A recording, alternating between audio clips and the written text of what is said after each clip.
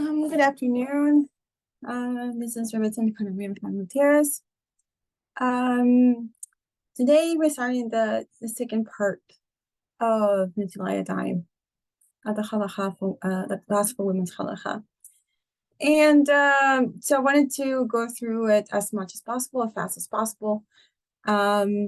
So yesterday in this, our first shiur, which is a very exciting event for us, and we were talking about the reason why what is it that halakha has such a divine purpose, and it's just from the simple fact that we use halakha as a tool to be able to bring something from let's say from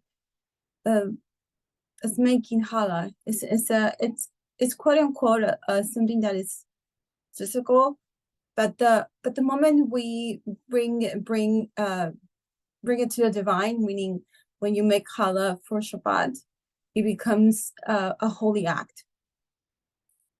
And so mitzvot, the commandments, are as a mechanism. Imagine it as if it were like this beautiful letter from Hashem, this love letter. What I mean by that is that Hashem uses those mitzvot as a means of protection for us, as a blueprint explanation as to the how-tos of how to be closer to Him by bringing Kedusha into our lives, bringing holiness into our lives. And so if you're just starting out in Judaism, I think this is something that it will be useful to you. In many ways, this is a class for beginners.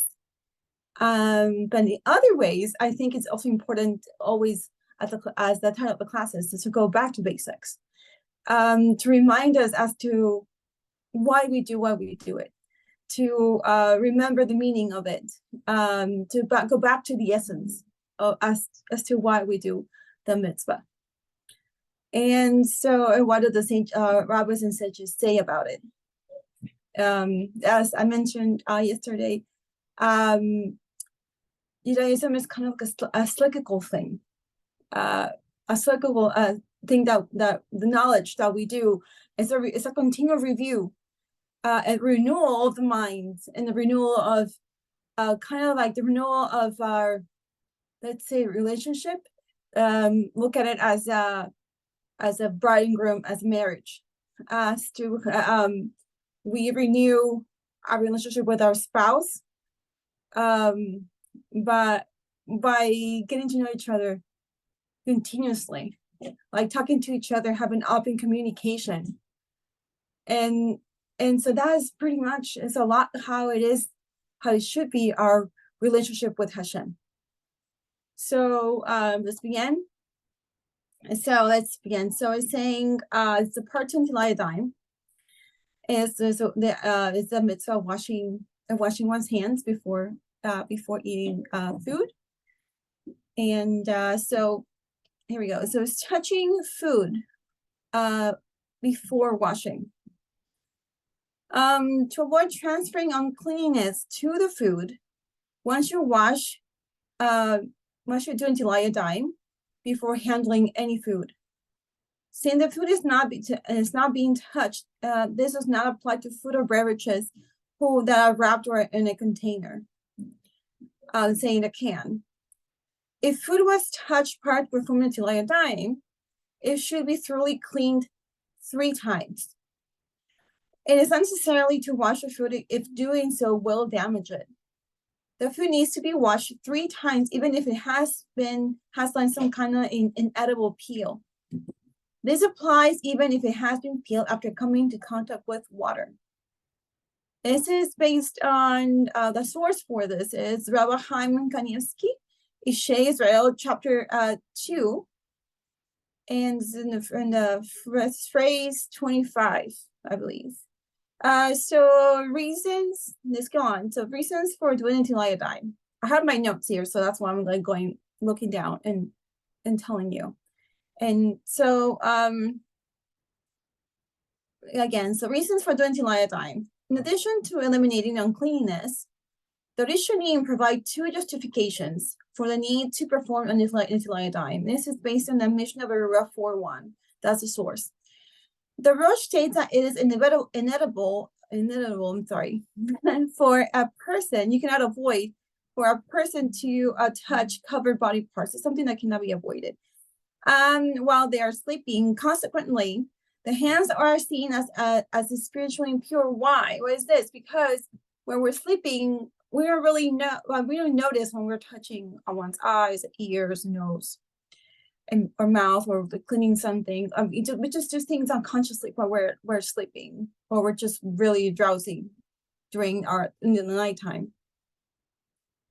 So it just makes it impossible for the individual to learn Torah. So recite berachot or daven. It should not be done. This, according to the Rashba, is because we are seeing some brand new creations every morning, prepared to carry out our life's work. It's a holy work, which is to serve Hashem.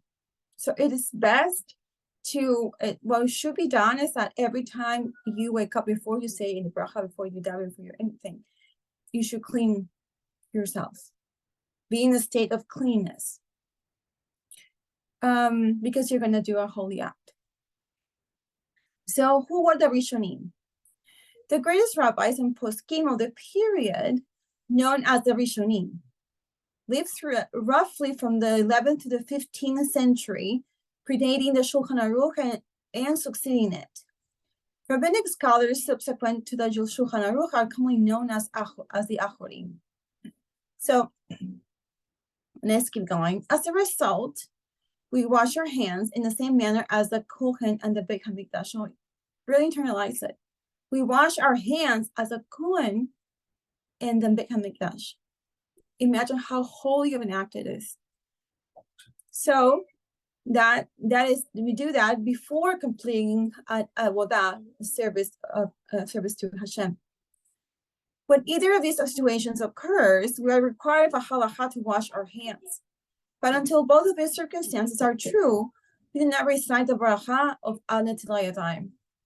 Therefore, in order to learn Torah, recite berachot or daven, one should wash one's hands after touching covered body parts while one is awake.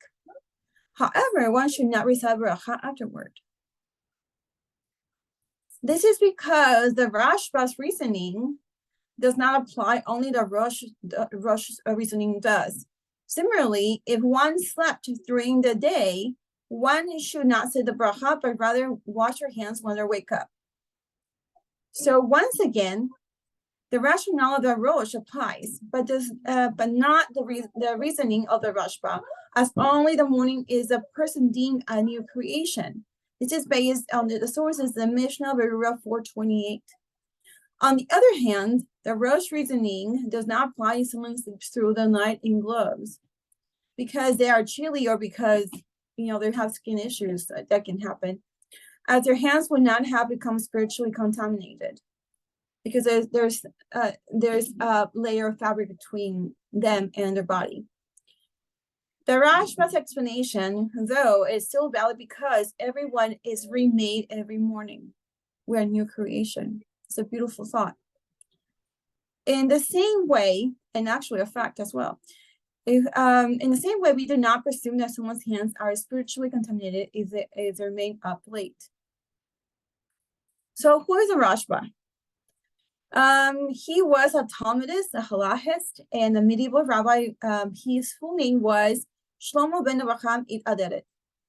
The Hebrew acronym for his name and title was the Rashba.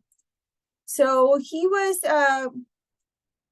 was born in Barcelona in the year 1235, and he rose to prominence as a banker and led the Spanish Jewish community of the time. A very important individual. So let's move on. So whether or not one sleeps, one is still considered a new creation. Since only one of the explanations applies both people, those who slept with gloves on and those who stayed up all night should wash your hands but refrain from reciting a bracha. In both cases, it will be necessary to go to the bathroom in order to cleanse one's hands spiritually, and physically, obviously, and be able to recite the bracha. So let's move on here. Making use of the restroom. One should make sure to use the restroom after doing the Tilayadayim and the recitation of the Modéani. This is due to the fact that it's prohibited to daven or recite berachot if one needs to use the restroom. And it's likely that one will be doing so later in the morning. This is the source for this is the Shulchan Aruch, OC 92.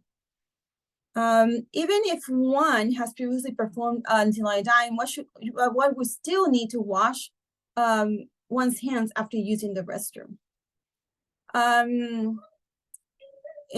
But you wouldn't need to use the cup, the Tilayadayim cup at this time either if one doesn't use it to wash after using the restroom during the day.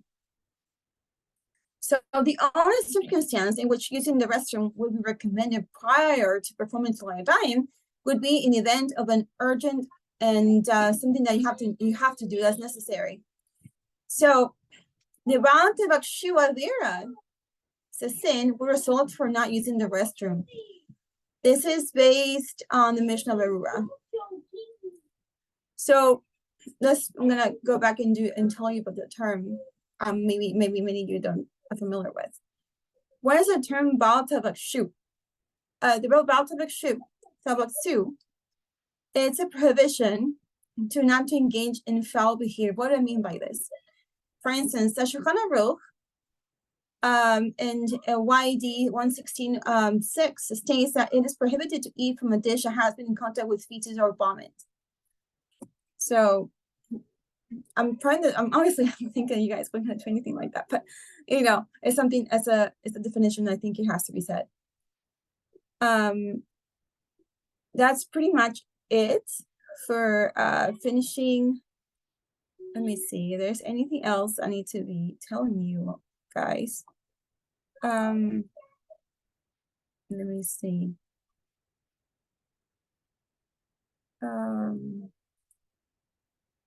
Anything that I be forgetting to mention.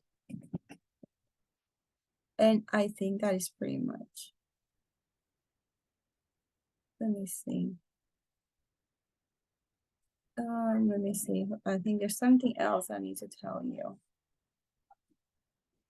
Okay. Oh yeah, I forgot to mention who was the Rosh. We was mentioning about the ruling of the Rosh. So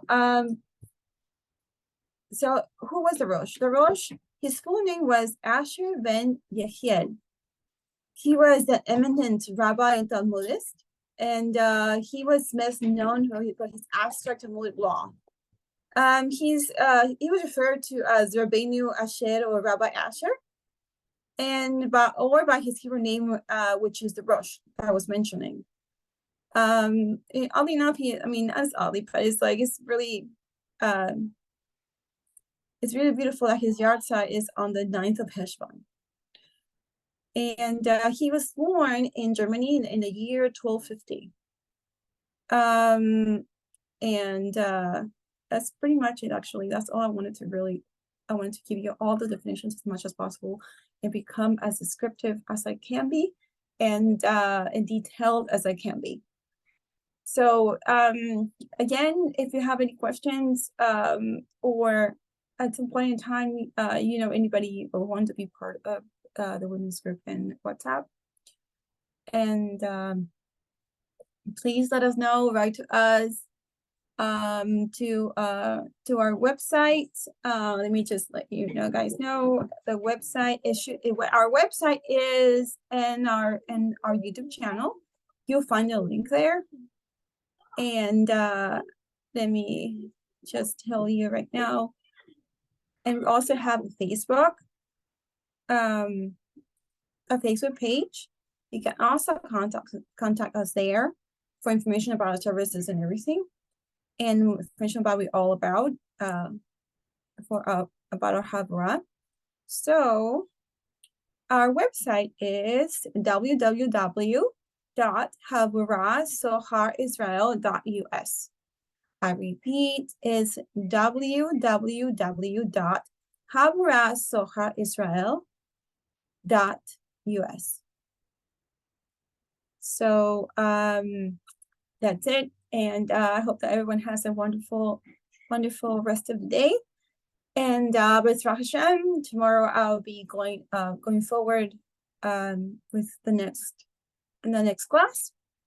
And I hope everyone has a wonderful evening and a wonderful day. Take care. Bye, everybody.